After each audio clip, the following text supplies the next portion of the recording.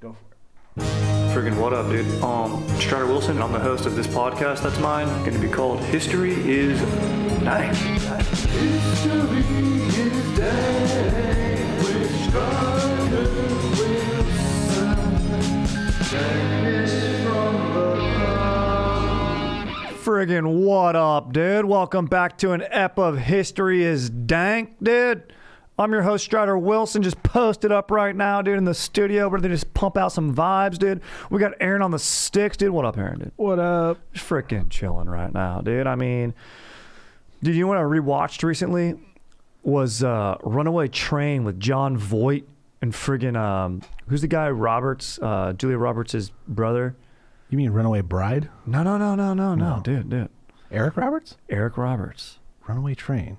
Bro, this is a movie from like the 70s. It's like comically shot. It's like pretty bad. But dude, like what's that dank ass train movie with Denzel and my boy Chris Pine, dude? Unstoppable. See, I love this, dude. Just two guys, dude, just trying to make something happen, dude. You know, they've got tough marriages and they're heroes, you know? Just the common man being a hero. I love that type of shit. This is about two guys who break out of prison and you're like, all right, we got a prison escape movie. Here we go. Cool. Oh, curveball. They get on a train that's unmanned. Boom. They're cruising. Headed for destruction. And dude, it's like, I think it's either early 80s or late 70s. And dude, this movie is so from a different era, dude. Whoever wrote this movie hates women, dude. Every woman is portrayed as like incompetent in this movie. I'm like, what is happening, dude? It's unreal, dude. And then, dude, there's two of the worst actors I've ever seen in my life. The guys who like play the dudes in the train, like headquarters, like looking at the tracks and switching things, like trying to, you know, solve the problem. Like the air traffic controllers. Exactly. The freaking track controller dudes. It's two of the worst actors I've ever seen. But one of them, his performance actually isn't that bad, and it's the dude from I think Police Academy who does the voices. Michael Winslow? It might be. No, it's not Michael Winslow. He's in something else. He's insane, but he's good. He's actually the only good redeemable guy. And the other guy from fucking in the original Dune, which is terrible, who plays Baron Harkonnen, he's in it too, and he also plays like a schleppy, like railroad guy. And then, dude, the prison warden is so funny. He's so comically just an insane. He literally gives a guy a swirly. He gives a character a swirly in the movie. It's unreal, dude. And John Voight is just a psychopath. His character's named Manny, and he just like is insane. And oh yeah, it's 1985. Okay. Rebecca De Mornay's in it. That's good. Yeah, she pops up. She's good. It looks like this is one of her earlier roles. T.K. Carter is probably the guy you're talking about. Yeah, what else is he in? He's the he's like the custodian on the original Saved by the Bell. Good Morning, Miss Bliss. Okay, nice. I recognize That's the only thing I really know him from. I recognize that guy. He's good. Another great ass movie that you got to watch that's also comically, it has a comical villain, is Passenger 57. Danny Trejo's in it. Yeah, Danny Trejo's in it for a second. Tiny Zeus Lister. He's boxing against. He has a cameo, and he's boxing because what's his name? Fuck, dude, why am I blanking on his name? Roberts, Ed Roberts. Eric Roberts. Eric Roberts' character is like a boxer in prison, and he's fighting Danny Trejo. Friggin' knocks out Danny Trejo, dude. Great movie, dude. A Prison Break movie, let's go. And then an Unstoppable Train movie. I was like, let's go, dude. Like this movie could get remade. Definitely needs some updates and stuff, but freaking dank. So wow, it's a remake of a Kurosawa movie. Yeah, dude, I did see Kurosawa's credit on there. Yeah, based on the screenplay by. Kurosawa's a beast. He's a beast, dude. It's a good. I'm telling you, story beats are all there. It's just, it's so unbelievable, dude. All right, dude. Today we're going to be talking about the Magnitsky Act. Now, I've thought of this, and I've brought this up before because this book that I read called Red Notice about this dude, Bill Browder, who goes, after the fall of the Berlin Wall, goes in and sort of like opens up investing in Russia, right? And then with what we've got going on now, with the Ukraine situation being invaded by Russia, which is just like crazy. And I was just thinking, like, and I'm sure everyone has all these questions, like, why is this happening? How is this? I'm like, no one seems to want this besides like maybe Putin and his oligarchs. But even then I'm like, and the problem is like Russia's like this kleptocracy, right? It's just run by dudes who want to gain for themselves. And sort of what Bill Browder finds out in his book is, in his accountant, this guy, Sergei Magnitsky, who this act is named after and we'll get into, he finds out that like this oligarch like basically gets a huge tax break, takes the investments from Bill Browder like illegally, and then basically a lot of these oligarchs will take money from Russian assets and then just invest them internationally and basically take money out of the country and keep the population poor and just really basically stealing from the people. And so it's whack. So I wanted to look up the Magnitsky Act, see like, okay, what is there something that the U.S. can do besides, overall sanctions? And I was listening to this great podcast called the Slavic Connexion, and they had this good interview with this dude, Vladimir Kara-Murza. And so I would say go check that out. It's a good listen. My freaking bro Aiden sent me that, dude. What up, Aiden, dude? Just posting up. It was his birthday recently, dude. Shout out to my freaking dank ass dog, Aiden, dude. Just posting up. Freaking Faden Brogan, dude. What up, bro? Dude would just shack bolt. Dude forgot his piece at my house all the time, dude. And it was actually kind of sick, dude, because he'd be bouncing. He'd be like, dude, forgot my piece. Then would kick it for a little bit more. I'd be like, dude, sit down, dude. Let's crush another episode of South Park, whatever. He's like, all right, dude. I'll crush that. Before you knew it, we were eating lunch, dude. Just posting up, having English muffin, turkey sandos, dude. Hell yeah, dude. My freaking dank ass dog Aiden, dude. He also had a sick ass family where there was like a bro in his family that matched up for every one of bros in my family, dude. It's perfect, dude. Just freaking so kicked. Some of the sickest keg parties back in the day. Some of the sickest poolside keg parties, Aaron. Remember getting my first buzz, dude, on BL Smooth out of the keggy, dude. Posting up at the pool, being like, dude, feeling a little light. My bro Gavin goes, you're buzzed. Immediately brought it in for a 5. So sick, dude. That was so sick. Older bros just kind of watching out for the younger dudes. How many brews you had? All right, dude, cool. You cruising? Okay, cool. All right, that's enough for you, little dude. It's enough for you, little dude. Hey, dude, clear the foam out of this cup. Clear the foam out of this, dude. Take a little wax from your nose, dude. Swirl it in the foam, dude. Helps it go down.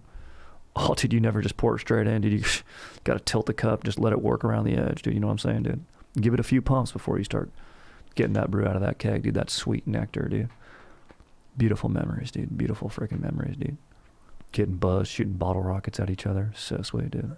Hooking up with no ladies. Other dudes were, though. Other dudes were. So sick, dude. Massive shout out to my dank dog, Aiden. And, dude, if anything... You're like, no one was hooking up with ladies. Other dudes, though. Yeah, for sure. Oh, other dudes for sure were, dude. Oh, no, I mean, hooking up with other dudes. Sure. Oh, yeah, dude. Yeah, dude. Yeah. We're two weird families, dude. One bro for every bro in the family. We all matched up, dude. Hilarious, dude.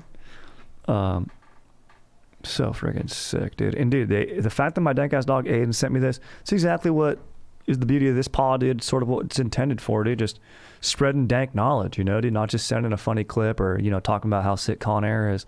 We're just, which we do, but we're just also being like, dude, update yourself on this situation, dude. Educate yourself a little bit. And you know what? Don't educate yourself. Let me help you out. I'm fired up. So, dude, Con Air, Prison Break, Runaway Plane movie. Dude, that's one of the most genius realizations that anyone's ever had. Yeah. That might be my favorite genre of movie. Prison Break, then vehicular transportational issue. Like, we need... Is there a boat one? Probably. I mean, Speed 2, Cruise Control. Does the guy break out of prison in Speed 2? No. Shit. He wants something, I forget. But Speed 2, designed on life and the sea-born legend. 2 knots, 3 knots. So sick, dude. So sick. What a great introduction to try to make Willem Dafoe interesting. He like puts leeches on his body as a villain. It was good. It stuck with me. Yeah. He's taking leech. You're like, this is a bad guy. Any dude who puts leeches on his body in the bathtub by himself on a cruise ship, you know, I don't want to judge a book by its cover, but definitely not babysitting my kids. Yeah. So, dude, you know, Aaron, and you're an educated guy. We're looking at the Ukraine. What? and invasions seem to, just taking a historical look here, they don't really work out for the invading country ever. Like, and dude, case in point, the U.S., take a look in the mirror. Vietnam, Korea, I mean, Iraq, didn't find any chemical. Now it's kind of like eye-opening of like how the rest of the world like looks at us, aka the U.S., when we go into these countries. They're like, what are you doing? Yeah. So it's interesting, and I'm like, I don't think we were trying to conquer any of those countries. that's true. This is conquer. Yeah, you're right. Yeah, but although we is- do set up regimes there, we do try to Sure, put people sure. in power, Sure. like low-key style. But, and basically we want to make them our allies. We're like, look, we're going to instill democracy there. Yeah, AKA plant a Air Force base. Exactly. So it is posturing and maybe like seeing Putin do this, but, you know, Saddam wasn't a good guy, and the leader of Ukraine seems to be a beast. Why am I blanking on his name right now? Zelensky? Yeah, Zelensky. And look, dude, all things comedy, bro. The guy was a former comedian, talk show host, did a series about becoming a politician, and then went on and got elected. I remember a few years ago, I thought it was ironic, but people kind of actually liked him. And dude, he's stepping up and being an absolute beast. Yeah. So, you know, before we dive in, obviously, you know, we're with the Ukrainian people. Before we dive in, I'm with the Russian invaders. I think what they're doing is for the motherland, and may they increase the motherland. That's what's insane, dude, is Putin's freaking rhetoric and stuff is like, oh, denazification and all this. And you're like, what? What? Yeah, bro. I'm like, their leader is a Jewish. Yeah. Like in the Ukraine, like what? Yeah. So that's what, man, that makes me ask these questions. Like, well, how is this even happening? But then, you know, and I posit this question too. I literally have so many questions. And I'm trying to understand, and history can help us try to understand. But you know, in 2015, I think Putin invaded the Crimean Peninsula, took that back. Obama didn't really do much. And they had this Magnitsky Act back then, which they could have used, but I don't believe they did. And then now, it made me think of it because, you know, Biden just addressed, did the State of the Union. And by the time this comes out, I'll say it, you know, now sort of towards the top, things could develop and we'll see what happens. And hopefully nothing more atrocious than already has, and the tragedy can stop. So we'll see.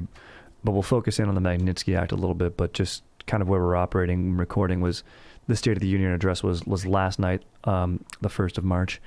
And, you know, he's taking Russia like out of SWIFT, and I was like, what the hell, SWIFT, dude? I was like, who's Taylor Swift doing now? Did she used to date Putin, dude? And is she gonna do an album against him now, dude? Look out, bro. That's the biggest thing he could do, bro. Never mind sanctions, just have Taylor Swift write an album about Putin. Look out, dude. Yeah, His dude. stock's gonna go down. I'll never look at Jake Gyllenhaal the same way. I know, right? And dude, that was years ago, bro. Yeah. Gyllenhaal, dude. Edgelord or not edgelord? I like that he's doing edgy roles, but is he actually edgy? I mean, he did Donnie Darko. I guess that's edgy. Like, who's the actual edgy actor? De Niro? I think he is. Taxi, Cape Fear. Cape Fear, hilarious movie again. I mean, he's committed. I don't know if he's edgy. This is Gyllenhaal, right? No, I'm talking about De Niro. They're both pretty committed. Yeah, but does that alone make you edgy? I don't think so. Who's an edgy actor? I think if you're edgy, you got to be a little bit insane. I mean, the roles they take on, the performances, and then they can get it. Like, yeah, I think Joaquin Phoenix is a little bit insane, I think. Yeah. Jared Leto, unfortunately. Yeah, see, you know, But you it's want to like- say Leto, but I'm like, get out of here, bro. Well, it doesn't necessarily mean they're your favorite. It's just like, well, he is edgy and yeah, he's out there and he's weird. Yeah. He was in a band, which actually, they're pretty good. 30 Seconds to Mars is pretty sick. Yeah. But I'm a De Niro guy. Who else does great edgy roles? As a human being, I don't think De Niro is edgy at all. I think he's like... No. I pretty think blank he's, canvas. he like owns Nobu. He's like chill. I'm saying performance-wise. Yeah. I mean, Pesci, for sure. Love me some Pesci. Yeah, dude, he's so good, dude. So good. Probably fucking Adam Driver, dude. Oh, dude, you know what? As of late, I would say Pattinson, even though he does mainstream stuff, like the stuff he's done with the Safdie brothers on Cut Jobs, is really, he does a great job. So this SWIFT is basically like, it's a Belgium thing that was invented by the National Bank of Belgium, and it basically keeps track of transactions over international financial institutions, 11,000 of them. And so by blocking Russian accounts from SWIFT. It's basically you're not taking money, but you're saying you're not gonna be able to keep track of what's going on with it. So just kind of putting him in a blind spot.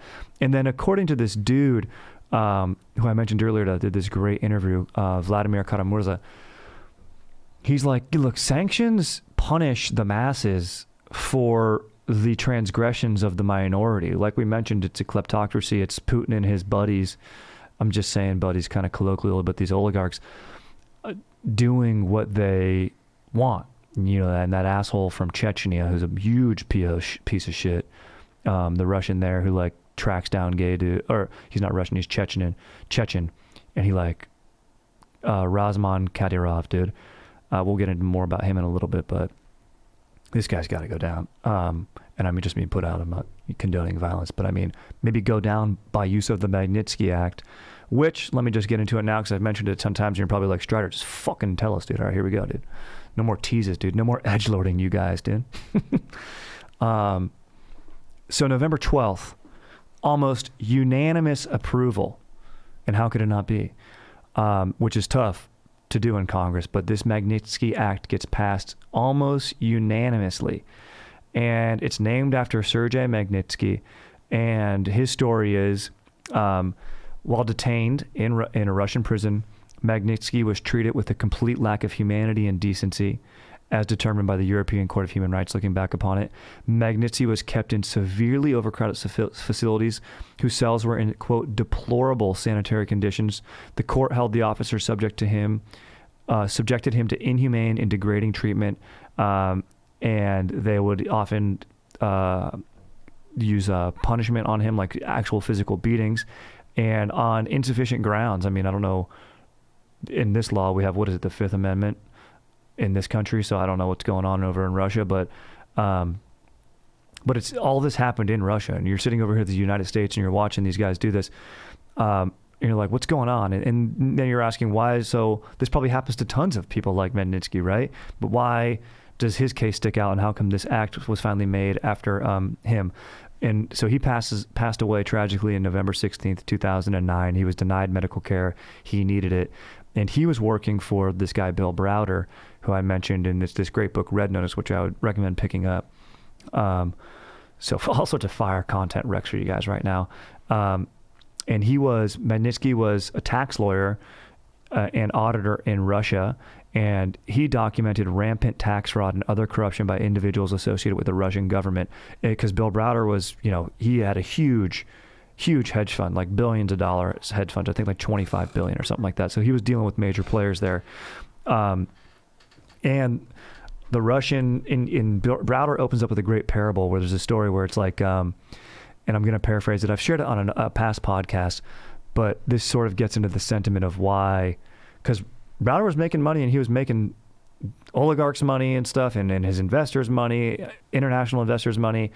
And then, the Russian officials got word of this and realized what he was doing, caught on. They're like, they got greedy. They're like, we want this. And let's get Browder out of here. And his tax lawyer that now is auditing us is finding out we're doing this. Well, let's throw him in prison and say that he's evading taxes and he didn't properly pay him. And he gets beaten, imprisoned, and denied medical care for tax fraud. Look, which he wasn't guilty of. And even if you are guilty of that, I don't think you should be beaten for tax fraud. Yeah. It's like, I don't know. I mean, yeah. Bezos always paying taxes. I'd kind of like to see him get a little thumping. Yeah, maybe a little punch in the arm. Maybe like Dwayne Johnson needs to come in there and just pin him or something like that, in the public or something. Just a real life people's elbow. That's all I'm asking. That would be nice. Just one people's elbow. And then afterwards, yeah, that's it. Medical treatment. Of course. Let him get healed. Of course. We're not animals. No. I hear you. But there's like a parable where it's like this guy, and in Russia there's like a old parable where a genie grants this guy a wish, and he says, you get one wish, but remember that whatever you wish for, your neighbor will get two of. So the guy wishes for the genie to take his eye. Just take my eye. So that literally everyone else around him is blind and he has one eye and still is able to rule. So he's like, that's the sentiment of Russian investing. You have to realize that. So It's just pure take someone out, if I've got to lose a little bit, you're going down. And just me trying to realize like what sort of decision making is going on by Putin, by these, I'm like, it makes no sense. They're invading this country. It's terrible. China's not backing them. The Hungarian dude's not backing them. I mean, how can you come out and be like, I'm for this? It's like, you know, and these things go on unknowingly, you know, and I hate conspiracy theory stuff. I mean, I innately will disbelieve any conspiracy theory. You better have real hard evidence. And every conspiracy theorist is like, dude, I looked on the online forums. They were right. There was going to be a pandemic in 2020, and look what happened. And I'm like, okay, well, how much were they wrong about?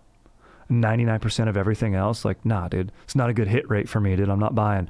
But anyway, back to Magnitsky's story, and it's a tragic one. And he's locked up, treated horrendously, denied human rights, passes away. He's survived by a wife and 2 daughters. And then Bill Browder is like, well, what the fuck, dude? Like, this is horrendous. And he had a relationship with this guy. And you read the book, dude. I cried when reading this book, man. And dude, I work out. You know, I did. And so, dude, you can't not. And that's why this act was unanimously passed, because you're like, when you realize what these guys do, these oligarchs, how they steal, how they mistreat people, how they completely deny anybody, how it's all just so blatantly illegal and insane. Browder's like, we have to be able to do something about this. And so he goes to John McCain. And this is taking place like right after 2009, 2010. So it takes a few years for the bill to get passed, like the act to get passed, like I mentioned in 2012.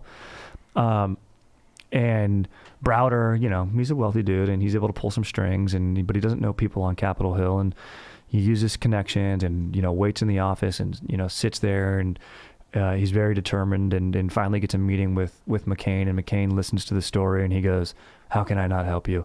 And McCain, it would be one of anyone to really empathize with Magnitsky's horrendous situation and tragic end, because McCain was in the Hanoi Hilton.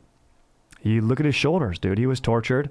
He knows. Dude, I actually went to the Hanoi Hilton, and it's interesting to see the just the tour there and the signs they have posted, because it's very obviously pro-Vietnamese, and they just showed, like, there was this big thing with like the American pilots being captured, one of which was McCain, and then they have this thing where, like, for basically propaganda and all of the era from like when was this, probably early 70s,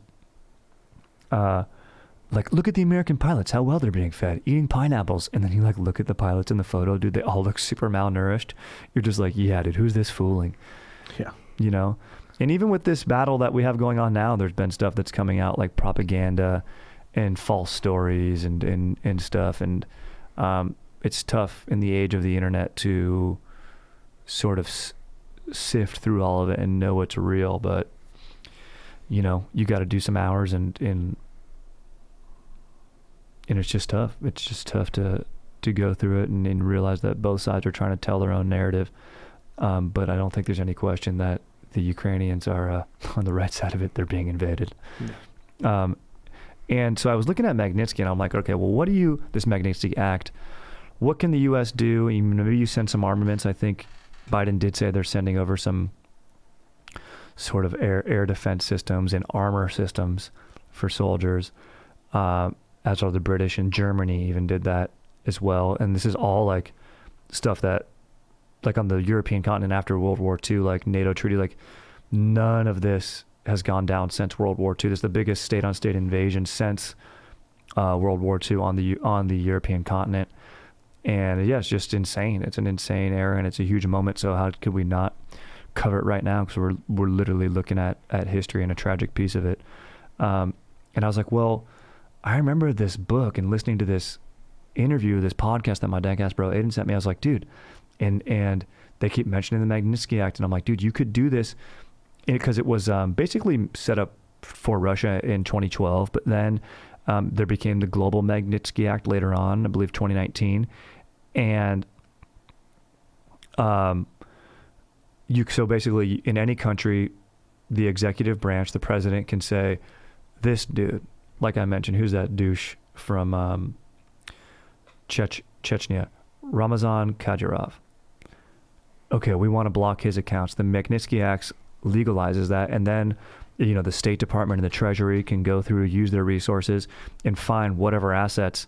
Basically, in 2012, it would have been only U.S. assets, but now with the Global Magnitsky Act and other countries are ratifying it, they can work together and be like, okay, there's assets in Sweden. You always hear about like a Swiss bank account with villains.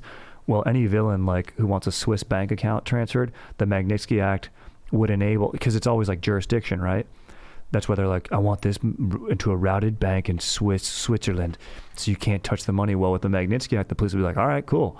We'll send it to Switzerland, and then we'll come and get you later. So that's basically what this enables, is just basically a global freezing of assets, liquid and otherwise.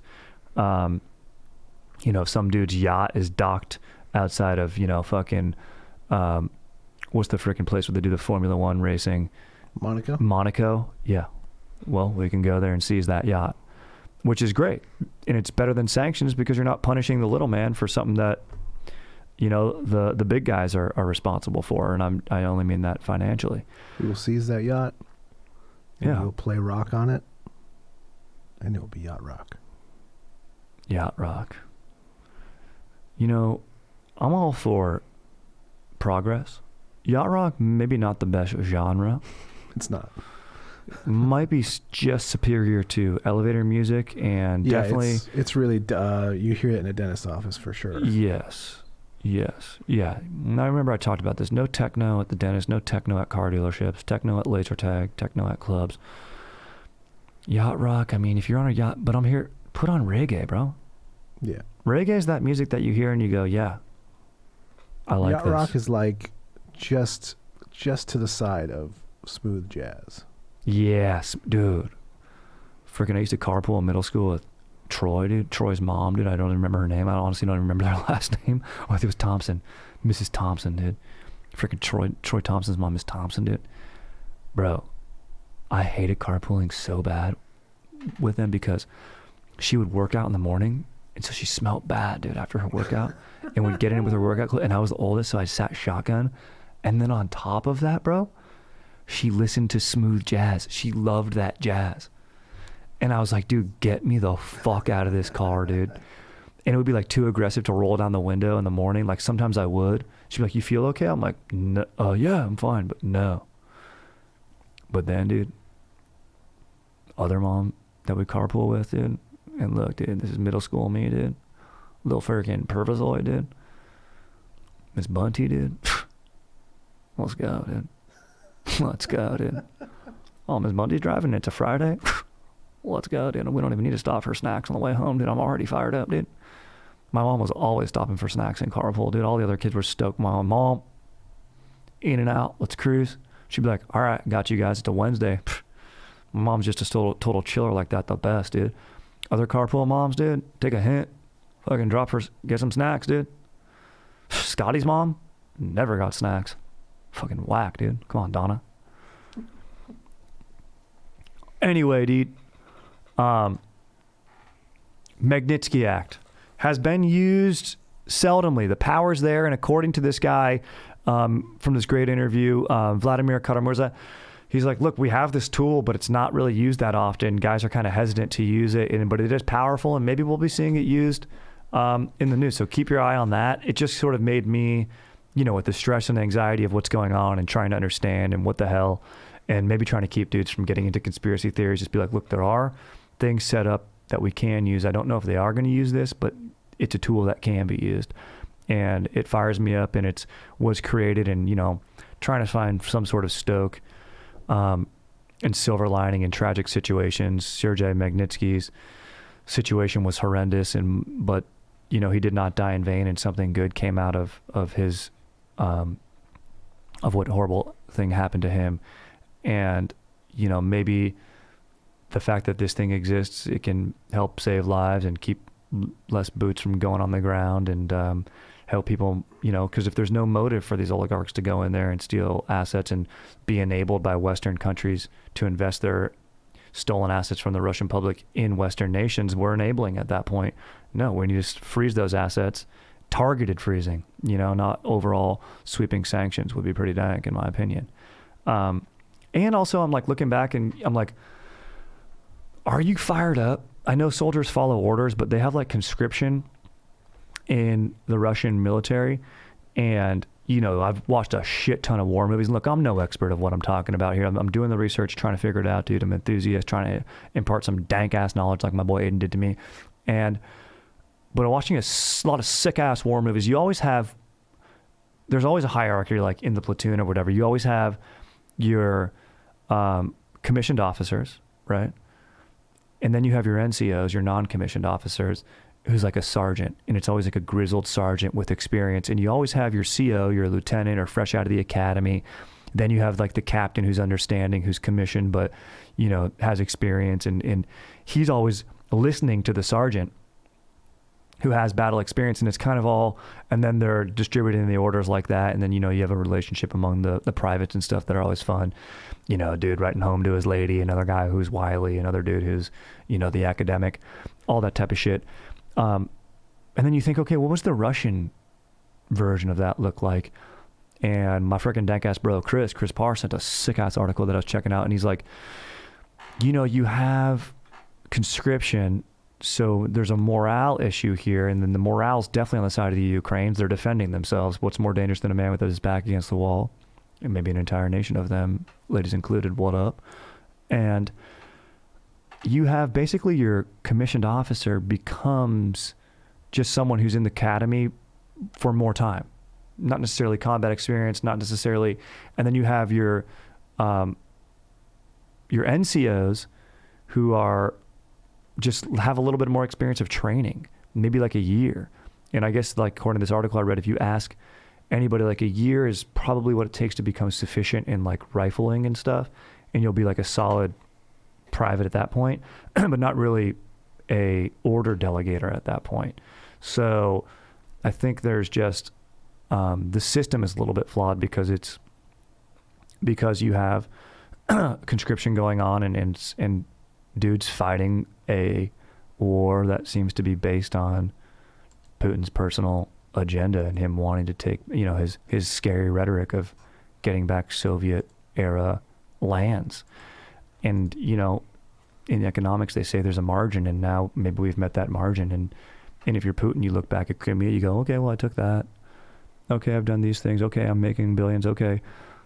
Like, do you think, Aaron, I was talking to JT about, do you think, Aaron, that Putin views himself as a good guy or a bad guy? Or do you think he knows he's a bad guy? Yeah, I think the three of us talked about this too. I don't think he has any moral judgment about himself. I don't think he even thinks about it.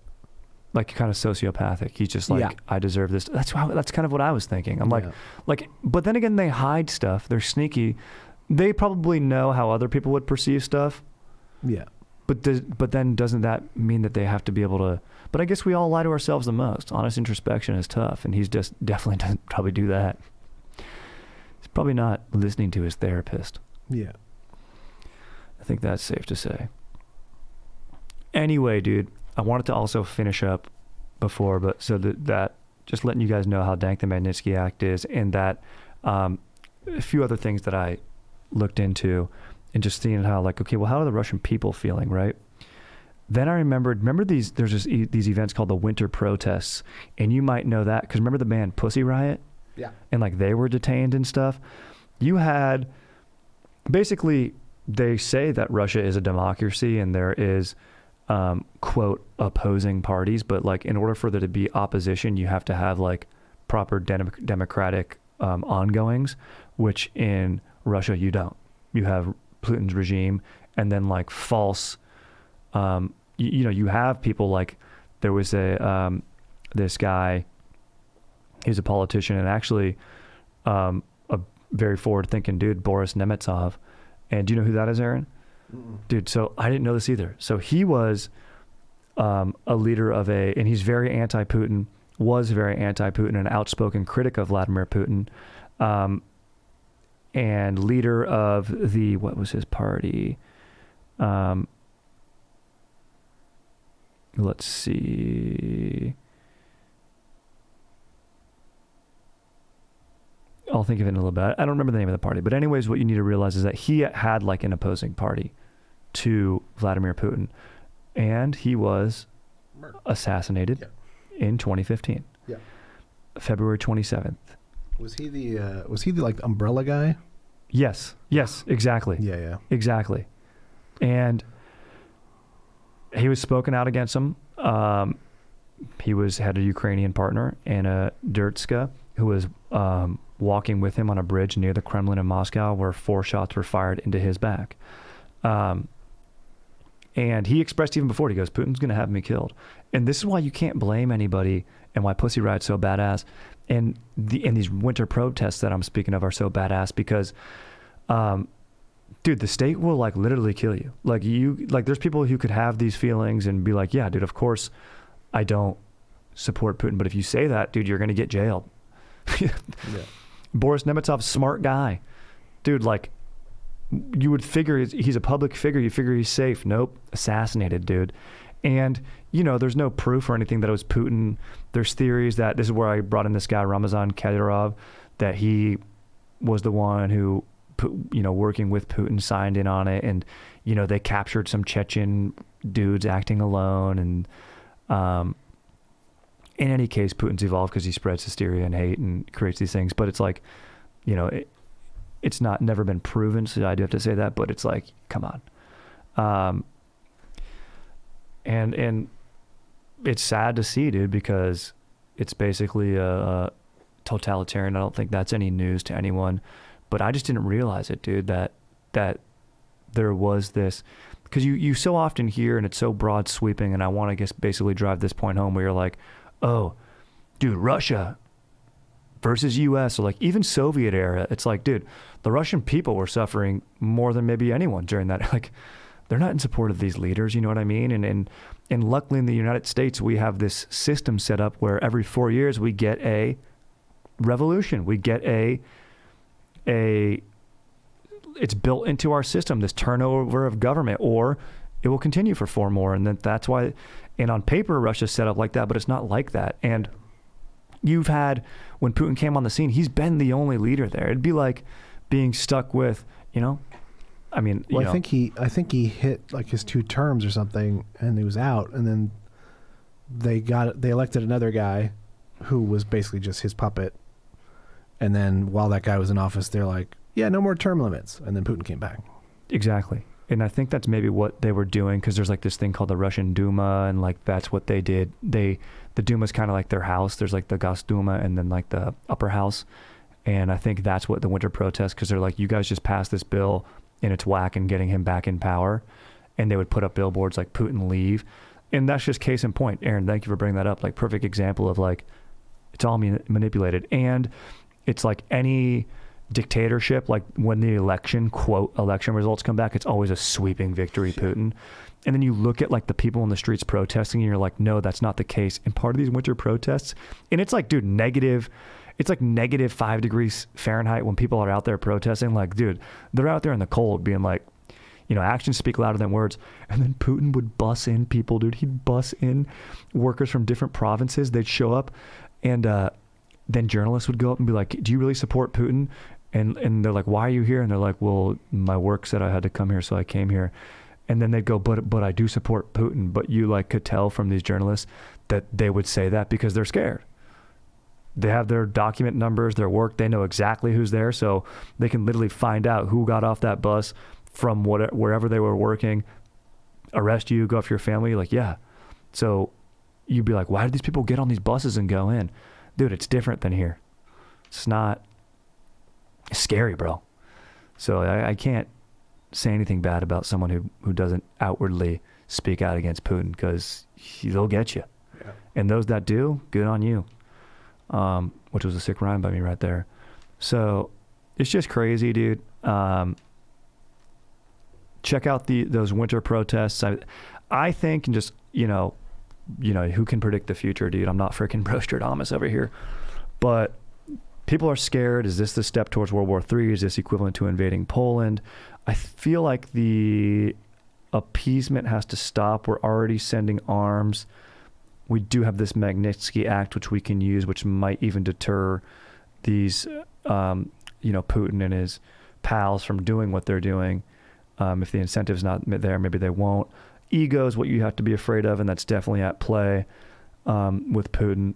But I think there will be a revolution in Russia, and I think you hear, and according to this interview from Vladimir Kara-Murza, which I really liked, and I'll say it again, he said that things happen quick in Russia and almost overnight, and he's like, because didn't it seem like in Putin's lying all the time, and he's like, Western powers keep trying to deal with him. He's like, we need to stop. Like, we just need to realize he lies and is going to do what he wants, and hopefully that's not a violent thing to do that. Hopefully Magnitsky Act can do that or other things.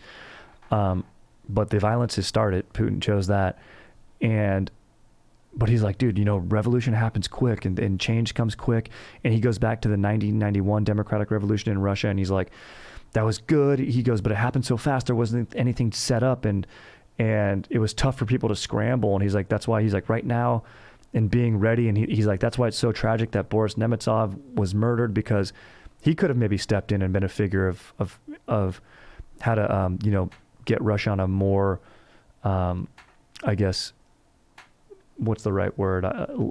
More free trajectory, I guess. So just kind of crazy, dude, in a really good one, but just nuts what's going on. So wanted to try to bring that up to speed because I had no idea what the hell was going on, dude. And it's gnarly, and there's a lot of disinformation. But hell yeah, dude. Aaron, what are your thoughts, dude? Obviously, you're a big Putin guy. You love him. No. No, I fully support Ukraine defending themselves, and if it comes to it, we gotta, as a coalition of NATO, we have to go in there. I mean, it's unfortunate, right? But it's like you can't let a dude just do this. Yeah, you can't appease. You can maybe get it to the root, and hopefully nothing gets crazy. It's just wild. All right, dude, let's take a question and bone out, dude. Keep this one high and tight today. Wants to remain anonymous here. Let's see. The most sanctimonious surveyor of Stoke and Stevie Wonder of the Styx. What up, dude? That's to you, Aaron. Strider, what up? Just want to start off by saying I'm a massive fan and get fired up every Tuesday when I wake up and see a new History's Dank app pop up in my YT feed. What up, dude? Watching on YouTube. Hell yeah, what up, dude? Pod's available everywhere, by the way, dude. YouTube, what up? Also check out the Patreon, what up, dude? Anyways, I come before the Grand Council of Dankness for some advice. I'm a 24-year-old grad student. Shout out to your DF. An employee of the same school I graduated with my undergraduate at. During my time in college, I became great friends with who I believe to be my Khaleesi. Keeping it pretty long story short, we've been great friends for many years, but she has moved a couple of states away. We talk every day through all the socials and all that kind of shit. And each week we talk on the phone or FaceTime for over an hour. As summer is coming around, a lot of our mutual friends are starting to get married, and she will be up in my area a couple times for a few days in July. I have liked her pretty much from the first time I met her, but she always has had the same schmoll boyfriend, but is currently single. We're trying to find the best time for me to come down and see her in California, but that is probably going to be after my friends' weddings are all over and after September. Should I just play it cool and just hope that we connect when we are in person again? I really like her, but don't want to blow up my friendship with her if she isn't in the same place. You feel? I don't want to have this guilt and shame that I never ended up telling her how I genuinely feel either. I look forward to hearing your takes. Legends, remaining anonymous. Bro, you liked her from the first moment you ever met her. She finally ditched the schmoll-ass boyfriend. Yeah. You've got these weddings coming up. You go see her, dude. Yeah. You go see her, bro. Damon. Well, gotta go see about a girl. Yeah. Let me be your Affleck. Go. If I come to this door and you're gone, no goodbye, no nothing, I'll fucking love you for it, dude. But if I come here and pick you up, here every day, drinking beers with me and my brother, wasting away your future, if I had half of what you had, I'd be fucking gone. Get the fuck out there. Go see about this girl. Go to California. Okay? Hammer out some fucking push-ups, hammer out some fucking sit-ups, and go to California, dude. He's got to go, Aaron. Yeah. I mean, there's no way that... I mean, you know her better than I do, obviously, listener. But There's no way she's just the type of person who talks to some dude an hour a week. Yeah, And bro. isn't interested. Like, I'm not talking to someone an hour a week, dude. Yeah. On FaceTime. What am I, an animal? Yeah, exactly.